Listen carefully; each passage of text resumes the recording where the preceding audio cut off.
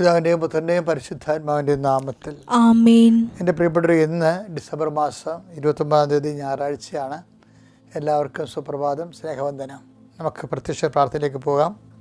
അമ്മേ, പരിശുദ്ധ അമ്മേ, അമ്മേ പരിശുദ്ധ അമ്മേ, ദൈവമാതാവേ, ദൈവമാതാവേ, അന്ന് അങ്ങ് കൃപാസനത്തിൽ പ്രത്യക്ഷപ്പെട്ട് വരാൻ പോകുന്ന മഹാദുരന്തത്തിൽ നിന്ന് രക്ഷപ്പെടാനും എല്ലാവർക്കും വേണ്ടി പ്രാർത്ഥിക്കുവാനും ആവശ്യപ്പെട്ടിട്ട് 20 വർഷം തികയുന്ന ഈ വേളയിൽ കൃപാസനത്തിലൂടെ ഞങ്ങൾക്കും ഈ ദേശത്തിനും അങ്ങ് മധ്യസ്ഥം തേടി തന്ന എല്ലാ അനുഗ്രഹങ്ങൾക്കും കൃപകൾക്കും ഞങ്ങളിപ്പോൾ ഹൃദയം നിറഞ്ഞ നന്ദി പറയുന്നു. അമ്മേ പരിശുദ്ധ ജപമാല മാതാവേ, സകല കൃപാസന പ്രാർത്ഥനകളോടും ചേർത്ത് ഞങ്ങളിപ്പോൾ പ്രാർത്ഥിക്കുന്ന ഈ കുടുംബത്തിന്റെ പ്രത്യേക നിയോഗം പ്രാർത്ഥന ആവശ്യം പറയുക.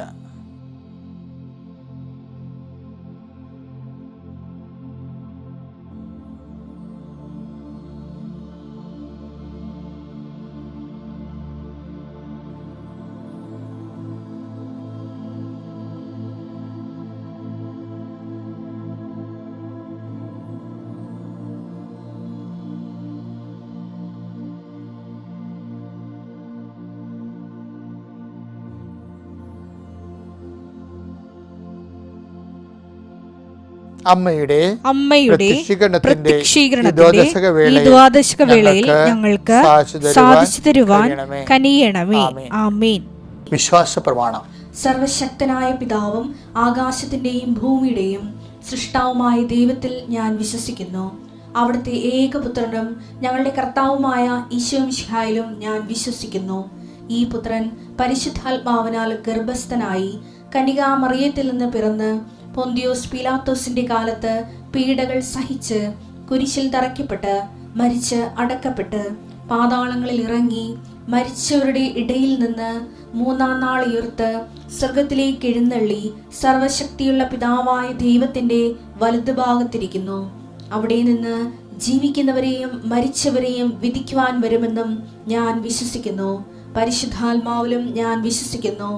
വിശുദ്ധ കത്തോലിക്കാ സഭയിലും പുണ്യവാന്മാരുടെ ഐക്യത്തിലും പാപങ്ങളുടെ മോചനത്തിലും ശരീരത്തിന്റെ ഉയർപ്പിലും നിത്യമായ ജീവിതത്തിലും ഞാൻ വിശ്വസിക്കുന്നു. ആമേൻ. സ്വർഗ്ഗസ്ഥനായ ഞങ്ങളുടെ പിതാവേ, അങ്ങയുടെ നാമം പൂജിതമാകണമേ. അങ്ങയുടെ രാജ്യം വരണമേ. അങ്ങയുടെ തിരുമനസ് സ്വർഗത്തിലെ പോലെ ഭൂമിയിലും ആകണമേ. അന്നു വേണ്ടുന്ന ആഹാരം ഇന്ന് ഞങ്ങൾക്ക് തരണമേ. ഞങ്ങളോട് തെറ്റ് ചെയ്യുന്നവരോട് ഞങ്ങൾ ക്ഷമിക്കുന്നത് പോലെ ഞങ്ങളുടെ തെറ്റുകൾ ഞങ്ങളോടും ക്ഷമിക്കണമേ. ഞങ്ങളെ പ്രലോഭനത്തിൽ ഉൾപ്പെടുത്തരുതേ, തിന്മയിൽ ഞങ്ങൾ രക്ഷിക്കണമേ. ആമേൻ. നന്മ നിറഞ്ഞ മറിയമേ, സ്വസ്തി. കർത്താവ് അങ്ങയുടെ കൂടെ സ്ത്രീകളിൽ അങ്ങ് അനുഗ്രഹിക്കപ്പെട്ടവളാകുന്നു. അങ്ങയുടെ ഉദരത്തിൻ ഫലമായി ഈശോ അനുഗ്രഹിക്കപ്പെട്ടവനാകുന്നു.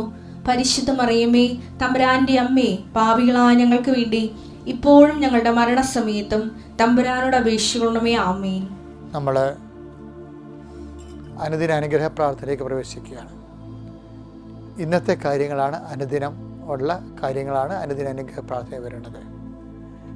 കർത്താവിന്റെ ഉന്നതമായ നാമത്തിന് സ്വസ്ഥം ചെയ്യുന്നു. കർത്താവിന്റെ വിശുദ്ധ പൗരോഹിത്യത്തെ മഹത്വപ്പെടുത്തുന്നതിന് പ്രാർത്ഥിക്കുന്നു.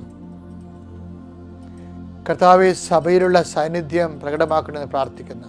39 വർഷം ഞാൻ അർപ്പിച്ച കുർബാനയുടെ യോഗ്യതയാൽ കൃപാസന അൾത്താറ് ജീവനോടെ പ്രത്യക്ഷപ്പെട്ട പരിശുദ്ധ അമ്മയുടെ മാധ്യസ്ഥത്താൽ അങ്ങയുടെ മുമ്പിൽ കൈകൾ കൂപ്പി കണ്ണുകളടച്ച് ജാഗ്രതയോടെ നിൽക്കുന്ന എല്ലാ മക്കളുടെ മേലും നിന്റെ വിശുദ്ധമായ വലതുകരം വെക്കണമെന്ന് പ്രാർത്ഥിക്കുന്നു. കർത്താവ് അന്ധന് കാഴ്ച നൽകുവനെ, കർത്താവ് ചെകിടിന് കേളി നൽകുവനെ, കർത്താവ് ചെവികളെയും കണ്ണുകളെയും സ്പർശിക്കണമേ. കർത്താവ് ഊമന് സംഭാഷണം നൽകണമേ. സംസാരിക്കാത്ത വ്യക്തികളെയും കുഞ്ഞുങ്ങളെയും സ്പർശിക്കണമേ. കർത്താവെ മഹോരോഗപ്പെടുത്തിയവനെ, കരൾ രോഗമുള്ളവരെ സ്പർശിക്കണമേ. കർത്താവെ ഉദര സംബന്ധ രോഗങ്ങൾ അനുഭവിക്കുന്നവരെ സ്പർശിക്കണമേ. കർത്താവെ ഹൃദയ മഹോരോഗപ്പെടുത്തിയവനെ, ഹൃദയാഘാതങ്ങൾ ഇരിക്കുന്നവരെ കർത്താവെ അങ്ങ് സ്പർശിക്കണമെന്ന് പ്രാർത്ഥിക്കുന്നു. കർത്താവെ ഉച്ചമുതൽ ഉള്ളം കാലുവരെ കർത്താവിൻ്റെ രക്തം പണ്ടട്ടെ.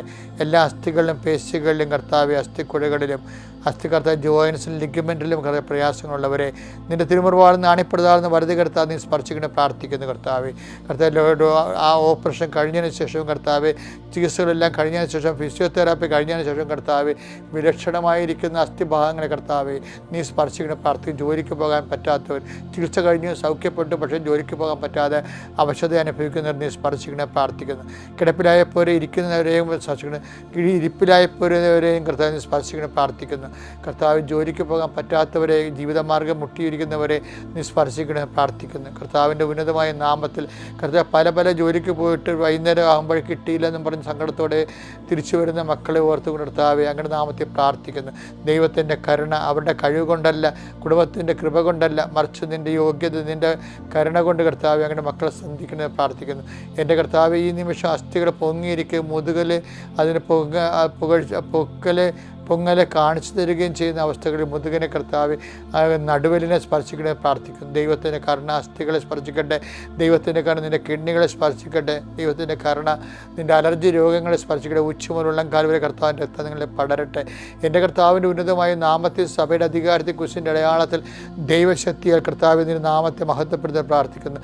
എൻ്റെ കർത്താവിനുമായ നാമത്തിൽ മാരക രോഗങ്ങൾ, തീരാവേദികൾ, ജീവദുരിതങ്ങൾ യേശുക്രിസ്തു നാമത്തിൽ മാറിപ്പോകട്ടെ. നിൻ്റെ യാത്രകളെ സംബന്ധിച്ച് പ്രാർത്ഥിക്കുന്നു, നിൻ്റെ സംസാരങ്ങളെ സംബന്ധിച്ച് പ്രാർത്ഥിക്കുന്നു, നിൻ്റെ ഇടപാടുകളെ സംബന്ധിച്ച് പ്രാർത്ഥിക്കുന്നു, ഇന്നത്തെ നിൻ്റെ ഇടപെടലുകളെ സംബന്ധിച്ച് പ്രാർത്ഥിക്കുന്നു. കർത്താവ് നീ പോകുന്ന ഇടങ്ങൾ, നീ കണ്ടുമുട്ടുന്ന വ്യക്തികൾ, ഇടപെടുന്ന സ്ഥാപനങ്ങൾ, ജോലി ചെയ്യുന്ന ഇടങ്ങളെല്ലാം കർത്താവ് അവിടെ ഉണ്ടാകുന്ന നിൻ്റെ പ്രശ്നങ്ങൾ എല്ലാം, ഏതെല്ലാം ഓഫീസുകൾ, ഏതെല്ലാം തരത്തിലുള്ള പ്രയാസങ്ങൾ നിന്നെ കാത്തിരിക്കണം. അതേക്കുറിച്ച് നീ ഉത്കണ്ഠാക്കുലയാണോ അതെല്ലാം കർത്താവ് ഏറ്റെടുക്കുക. ഇന്നത്തെ ദിവസം ഈ പ്രാർത്ഥനയുടെ അടിസ്ഥാനത്തിൽ ദൈവം സഞ്ചാരി മാതാവ് സമയത്തിൻ്റെ അധികാരിയായി നിൻ്റെ കൂടെ വരികയും നിന്നെ സന്ധിക്കുകയും കർത്താവ് മാതാവിൻ്റെ പ്രത്യക്ഷഗണത്തിൻ്റെ ശക്തിയാൽ നീ സഞ്ചരിക്കുകയും ചെയ്യട്ടെ. എൻ്റെ കർത്താവിന് ഉന്നതമായ നാമത്തിൽ നിന്നെ കാത്തിരിക്കുന്ന പ്രാതികൂല്യങ്ങൾ യേശുക്രിസ്തു നാമത്തിൽ പൊടിഞ്ഞു മാറട്ടെ. എൻ്റെ കർത്താവ് ഉന്നതമായ നാമത്തിൽ നിന്നെ കാത്തിരിക്കുന്ന എല്ലാവിധ ഭീഷണികളും, ഭാവിയുടെ എല്ലാവിധ അലട്ടലുകളും യേശുക്രിസ്തു അതിജീവിക്കാനുള്ള ആത്മശക്തി നിന്നിലെ ആവശ്യിക്കട്ടെ. I command you in the name of Jesus Christ you be healed. Thank you Jesus. എൻ്റെ പ്രിയപ്പെട്ട നമ്മളിന്ന് വായിക്കുന്ന വചനം സങ്കീർത്തനം 23:5. എൻ്റെ ശത്രുക്കളുടെ മുമ്പിൽ അവിടുന്ന് എനിക്ക് വിരുന്നൊരുക്കുന്നു. എൻ്റെ ശിരസ് തൈലം കൊണ്ട് അഭിഷേകം ചെയ്യുന്നു. എൻ്റെ പാനപാത്രം കവിഞ്ഞൊഴുകുന്നു. എന്ത് രസമാണ് ഈ വചനം കേൾക്കാൻ. അതായത് ഇപ്പം ഇത് കേട്ടോണ്ടിരിക്കുന്ന സമയത്ത് എന്താണ് ഈശോ പറഞ്ഞതെന്നറിയാവോ? സങ്കീർത്തനം 23:5. ഇത് കേട്ടോണ്ടിരിക്കണം നമ്മളെ, ഞാനും കേൾക്കുന്നു നിങ്ങളും കേൾക്കുന്നു ഒരേ സമയം. ഇപ്പോഴെൻ്റെ മനസ്സിൽ പരിശുദ്ധമായി പറഞ്ഞതെന്തറിയാവോ? അതായത് ശത്രുക്കൾ കാണുകെ അവിടുന്ന് നിനക്ക് വിരുന്നൊരുക്കുന്നു. അതേസമയം തന്നെ എൻ്റെ ശിരസ് അവിടുന്ന് തൈലം കൊണ്ട് അഭിഷേചിക്കുന്നു. അതായത് ചില ശത്രുതയും, ഇപ്പം നമ്മുടെ രോഗം തന്നെയാണ് നമ്മുടെ ശത്രു ചിലപ്പോഴായിട്ട് വരും. പക്ഷെ രോഗമുണ്ടെങ്കിൽ നമുക്ക് നല്ല ജോലിയൊക്കെ ചെയ്യാൻ പറ്റും. അത് ആ ശത്രു കാണുമെങ്കിൽ നമുക്ക് അഭിഷേകം കിട്ടിയിട്ടാണ്. അതാ ശത്രുക്കൾ കാണുമെങ്കിൽ, അല്ലാതെ ആരും കൊണ്ടുവന്ന് തൈര് നമ്മുടെ തല ഒഴിക്കണമല്ല. അതിൻ്റെ ഒരു ഭൗതിക സാഹചര്യം അതാണെങ്കിൽ പോലും ആത്മീയ സാഹചര്യം എന്ന് പറയണത് ഓരോ പ്രഭാതത്തിലും പുതിയ സ്നേഹത്താൽ ഞാൻ നിന്നെ അഭിഷേകം ചെയ്യുമെന്ന് പറഞ്ഞത്. നിങ്ങളിപ്പോൾ ഇപ്പോൾ ഭർത്താവിന് അസുഖമുണ്ടെന്ന് വിചാരിച്ചോ, അപ്പോൾ ആ ഭർത്താവിനൊരു ഓപ്പറേഷൻ വരാൻ പോകുന്നു, അതിൻ്റെ പണമില്ലെങ്കിൽ എന്നെ എങ്ങനെ കണ്ടെത്തുമെന്നുള്ള ഉത്കണ്ഠ നിനക്കുണ്ട്. അപ്പോൾ അത് നമുക്ക് നെഗറ്റീവ് ഫോഴ്സ് എന്നാണ് അതിൻ്റെ അർത്ഥം. അല്ല വടിതടി ആയുധങ്ങളായിട്ട് നമ്മളെ ആക്രമിക്കാൻ വരുന്നവർ മാത്രമല്ല, നമ്മളെ അലവസരപ്പെടുത്തുന്ന എല്ലാ സാഹചര്യങ്ങളും നമ്മുടെ ഒരു നെഗറ്റീവ് ഫോഴ്സാണ് ശരിക്കും. ഈ നെഗറ്റീവ് ഫോഴ്സ് നമ്മൾ നിൽക്കുമ്പോൾ തന്നെ, ഡെമോക്രസിൻ്റെ വാള് പോലെ നമ്മുടെ മുകളിൽ തൂങ്ങുമ്പോൾ തന്നെ കർത്താവ് അതിൻ്റെ ആവിയും പുകയും അറിയിക്കാതെ നമ്മളെ അഭിഷേകം തരും, അതിനെ അതിജീവിക്കാനുള്ള അഭിഷേകം തരും. ചില ആൾക്കാർ പറയില്ല, അച്ഛാ എനിക്ക് ശരിക്കും പറഞ്ഞു കഴിഞ്ഞാൽ എല്ലാവരും പറഞ്ഞത്, അയ്യോ നീ എങ്ങനെ ജീവിക്കണമെന്ന് ഞാൻ ഓർത്തു പോകുന്നു, പക്ഷേ എനിക്കൊന്നും ഫീൽ ചെയ്യണില്ല അച്ഛാ.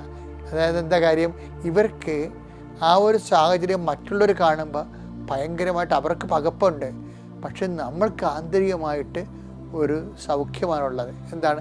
അതിനാണ് ശത്രുക്കൾ കാണുകയെ അത് ദൈവത്തിൽ നിന്ന് നമുക്ക് ലഭിക്കേണ്ടതാണ് ശരിക്കും. അപ്പോൾ ദൈവത്തിൽ നിന്ന് നമുക്ക് ഒത്തിരിയേറെ അനുഗ്രഹങ്ങളുടെ കൂട്ടത്തിൽ ഒരു സംഭവം എന്ന് വെച്ച് കഴിഞ്ഞാൽ പ്രതികൂല സാഹചര്യങ്ങൾ. ഇപ്പം നമുക്ക് ജോലിയില്ല, നമ്മൾക്ക് എല്ലാവരും നമ്മൾ ചോദിക്കണേ കല്യാണം കെട്ടിയോ, കല്യാണം കെട്ടണില്ലേ? അപ്പം നമുക്ക് 35 വയസ്സുണ്ട്, എല്ലാവരും നമ്മൾ ചോദിക്കുന്നുണ്ട് എന്താണ് ഇങ്ങനെ നിൽക്കണത് എന്നൊക്കെ ചോദിക്കുമ്പോൾ മറ്റുള്ളവർക്ക് ഒരു പ്രയാസം. പക്ഷേ നിനക്ക് 35 വയസ്സുണ്ട്, ചില ആൾക്കാർക്ക് 25 വയസ്സേ ഉള്ളൂ. 25 വയസ്സുള്ളവർക്ക് കല്യാണം കെട്ടിയില്ലെങ്കിൽ അവർക്ക് കണ്ട് ആത്മഹത്യ ചെയ്യാൻ പോണ പോലെ ഉള്ള പ്രയാസമുണ്ട്. 35 വയസ്സുള്ള നിനക്ക് ആ പ്രയാസം ഇല്ല. അതിൻ്റെ അർത്ഥം ശത്രുക്കൾക്കാണെങ്കിൽ അവിടെ നിന്നെ അഭിഷേകം ചെയ്തിരിക്കുകയാണ്. കർത്താവിൻ്റെ കാലമാകുമ്പോൾ കർത്താവ് നിന്നെ ക്രമീകരിക്കുമെന്നുള്ള ആന്തരിക അഭിഷേകമാണ്. അപ്പോൾ അതുകൊണ്ട് എപ്പോഴും നമ്മൾ ശ്രദ്ധിക്കേണ്ട ഇതാണ്, കർത്താവിൽ നിന്ന് നമ്മൾ അനുഗ്രഹത്തിന് വേണ്ടി ചോദിക്കുമ്പോൾ കർത്താവ് നമുക്ക് ചിലപ്പോൾ അഭിഷേകമാണ് തരേണ്ടത്. അതായത് ചില കാര്യങ്ങൾക്ക് സമയം എടുക്കുമെന്നുണ്ടെങ്കിൽ അതിനുള്ള ആന്തരിക സമാന്തരമായ അഭിഷേകം നമുക്ക് തരും. നീ അഗ്നിയിലൂടെ നടക്കുമെന്ന് പറഞ്ഞിട്ടില്ലേ? നടക്കലെന്ന് കർത്താവ് പറഞ്ഞില്ല, പക്ഷേ അഗ്നി നിന്നെ പൊള്ളിക്കില്ലെന്ന് പറഞ്ഞിട്ടുണ്ട്. അതാണ് യെശയ്യാ 4:43-2 അത് അഗ്നിയിലൂടെ നടക്കുമ്പോഴും അഗ്നിയുടെ പൊള്ളൽ അനുഭവിക്കാത്ത രീതിയിൽ നടത്താൻ കർത്താവ് നിന്നെ അറിയാം. ഇപ്പം ചിലർ ഭർത്താവ് മരിച്ചു, 2 പെൺകുഞ്ഞുങ്ങളുമായി എല്ലാവരും ചോദിക്കും, എടി എങ്ങനെ വളർത്തുപടി, ഭയങ്കര സങ്കടം തോന്നുന്നത് നിന്നെ കണ്ടത്. ഇത് നാട്ടുഭാഷയെ പറയും, പക്ഷേ ഇവർക്കതൊന്നും ഫീൽ ചെയ്യണില്ല. എന്താ കാര്യം? അവർക്ക് ആന്തരികമായ ആ ശത്രുക്കൾ കാണുകയും അവരുടെ ജീവിതം തന്നെയാണ്, ഭാവി തന്നെയാണ് ശത്രുവിനെ പോലെ അവൾ നോക്കണത്. പക്ഷേ അവർ ആ ഭാവി ഇവളെ തുറച്ചു നോക്കുമ്പോൾ തന്നെ അവൾക്ക് അതിനെ അതിജീവിക്കാനുള്ള അഭിഷേകം കൊടുത്തിരിക്കുന്ന കർത്താവ് ശത്രുക്കൾ കാണുകയും. അപ്പോൾ നിങ്ങൾ എപ്പോഴും ചോദിക്കേണ്ട അനുഗ്രഹം മാത്രമല്ല, ഇടയ്ക്കൊക്കെ ഒന്ന് അഭിഷേകം ചോദിക്കണം. കർത്താവ് ഈ സാഹചര്യം ബ്ലസ് കാഷ് ആൻഡ് കൈൻഡായിട്ട് നീ എനിക്ക് അതിൻ്റെ തനത് ആശ്വാസം സമാശ്വാസം തരുന്നത് വരെ എനിക്ക് പിടിച്ചു നിൽക്കാനുള്ള ആന്തരിക ശക്തി അതിന് അഭിഷേകം ചെയ്ത് പ്രാർത്ഥിക്കണം. കാര്യം പല ആൾക്കാരും നിരാശരും കംപ്ലൈൻറ്റ് ചെയ്യുന്നൊരു അഭിഷേകം കിട്ടാത്തത് കൊണ്ടാണ് അങ്ങനെ സംഭവിക്കുന്നത്. അപ്പോൾ ഞാൻ എന്താ പറയണത്, ഈ സങ്കീർത്തനത്തിന് ഇപ്പം ഇസ്രയേലിലെ ഒരു ഭൗതിക സാഹചര്യത്തിൽ രാഷ്ട്രീയ സാഹചര്യവും ഉണ്ടാകും. അവരാരെങ്കിലും ശത്രുക്കൾ തമ്മിൽ കണ്ടുമുട്ടി വെട്ടാനോ കൊല്ലാനോ ഓടിച്ചിട്ട് കഴിഞ്ഞാൽ ആ മനുഷ്യൻ ഇര എന്ന് പറയുന്ന ആൾ ഈ വേട്ടക്കാരൻ്റെ മുമ്പേ ഓടിയിട്ട് ഏതെങ്കിലും വീട്ടിൽ കയറും.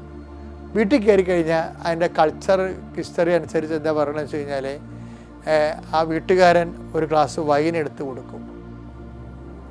ഈ വൈന് പിന്നെ അടുത്തായിട്ട് ഈ വൈൻ കുടിച്ച് മുത്തിക്കഴിഞ്ഞാൽ പിന്നെ അത് തീരാനാകുമ്പോൾ ആ വൈൻ തീർന്നു കഴിഞ്ഞാൽ ഈ പുറത്ത് കാത്തു നിൽക്കുന്ന അകത്ത് കയറി വെട്ടാൻ പറ്റും.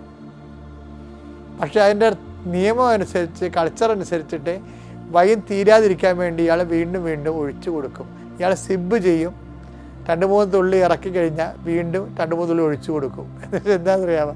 ഇത് കുടിച്ച് തീർക്കണവരെ ശത്രുവിന് ഇയാളെ തുടങ്ങാൻ പറ്റത്തില്ല. അതിനുള്ളിൽ ഈ വീട്ടുകാരൻ പുറത്ത് ചെന്ന് അവന് നിരതദ്രവ്യം കൊടുത്തിട്ട് അവനെ പറഞ്ഞു വിടും. അതാണ് ദൈവം നമ്മോട് ചെയ്യണമെന്നാണ് പറയണത്. ശത്രുക്കൾക്കാണെങ്കിൽ അവിടുന്ന് എനിക്ക് വിരുന്നൊരുക്കണത്. എൻ്റെ പാനപാത്രം കവിഞ്ഞൊഴുകുന്ന കണ്ട എന്നുവെച്ചാൽ പാനപാത്രം ഒരു 3-4 സിപ്പ് എടുത്ത് കഴിയുമ്പോൾ കുറയത്തില്ലേ, ഉടനെ അതിൽ നിന്ന് ഒഴിച്ചു കൊടുക്കും. അപ്പം ഇങ്ങനെ കവിഞ്ഞൊഴുകും. അത് എന്ത് രസമാണ് കേൾക്കാൻ. അതായത് ഈ ദൈവവചനത്തിൻ്റെ ഒരു കൾച്ചറൽ ഹിസ്റ്റോറിക്കൽ ബാക്ക്ഗ്രൗണ്ടുണ്ട്. അത് ദൈവ അനുഭവമായിട്ട് കണക്കാക്കുമ്പോഴാണ് അത് ബയോളജിക്കലായിട്ടുള്ള ഒരു ഗ്രേസ് സോഴ്സായിട്ട് കൃപയുടെ ഒരു ഉത്ഭവസ്ഥാനമായിട്ട് മാറണത്.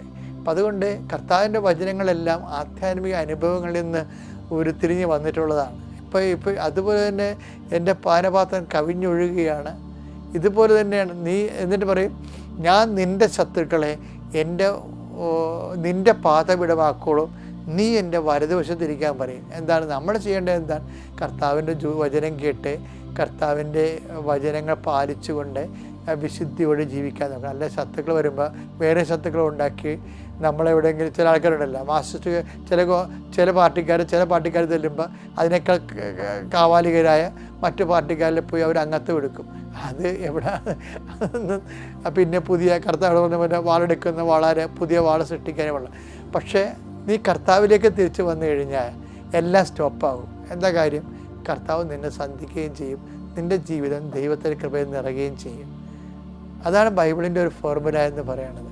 ഞാൻ പറയണത് എന്തെങ്കിലും ശത്രുക്കളുണ്ടെങ്കിലേ അത് വീടാകാം, ഒരു ഇല്ലായ്മയാകാം, വല്ലായ്മയാകാം, ഭീഷണിയാകാം, മറ്റുള്ളവരിൽ നിന്ന് അപമാനകരമായ അനുഭവം ഉണ്ടാകുന്നതാകാം, അല്ലെങ്കിൽ നിന്നെ കള്ളക്കേസിൽ കൊടുക്കുന്നവരാകാം. ആരോ നിനക്ക് സങ്കടം തരുന്നതെല്ലാം പലപ്പോഴും എതിർപക്ഷം നിൽക്കുന്നവരാണ്.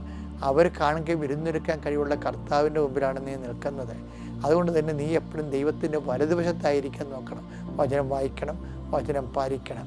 അതിനാണ് ഉടമ്പടി എന്ന് കൃപാസനത്തിൽ എപ്പോഴും ആൾക്കാർ പറയണതും ചെയ്യണതും. ദൈവത്തിൻ്റെ ശത്രുക്കളുടെ കാലഘട്ടത്തിൽ ദൈവത്തിൻ്റെ വലതുവശത്തിരുന്ന് നിൽക്കുകയാണ്. അത് അപ്പോൾ ബാക്കിയുള്ള കൈകാര്യം ചെയ്യണം ദൈവമാണ്.